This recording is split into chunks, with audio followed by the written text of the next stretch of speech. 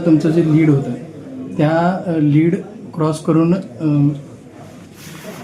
दुप्पट मतांनी किमान आपण पिछाडीवर पडलेला आहात, तर यामध्ये कुठं आपण कमी पडला असं वाटतं आपल्याला?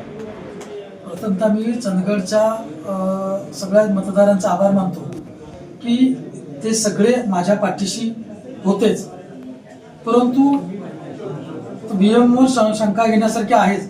कारण माझ्याकडे आम्ही सर्वे करून घेतले होते, त्याच्यामध्ये 12 ते 14 आमच्या सीटा बसतील नगराध्यक्ष असं होतं. परंतु दोन मुख्यमंत्री माझ्या पराजयासाठी इथं आले होते. त्यांना 18-0 करणार असं त्यांच्या त्या आमदार साहेबांनी त्यावेळेला बोलवलं. तरी पण आम्ही 8 सीटा आमच्या निवडून आणल्या. आणि जनतेला मला एक सांगायचं, पूर्ण जनता माझ्या पाठीशी होती. या प्रकरणामध्ये काहीतरी म्हणजे दाल में कुछ काला आहे एवढं नक्की मी सांगतो.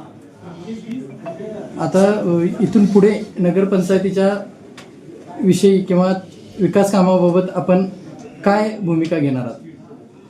जे आमच्याकडून जे सहकार्य लागेल ते पूर्ण आम्ही सहकार्य आत्ताचे नगराध्यक्ष आणि जे निवडून आलेले यांना सगळ्यांना माझा पाठिंबा राहील.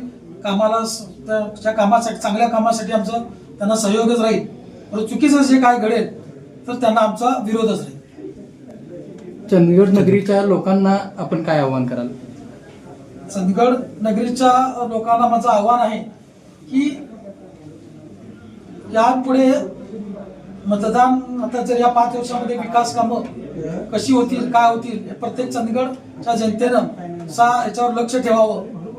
आणि कारण आम्ही 5 वर्षामध्ये जे काम केलंय आणि आता जे 5 वर्षामध्ये काम होणार आहे त्याच्यातला फरक त्यांनीही बघा.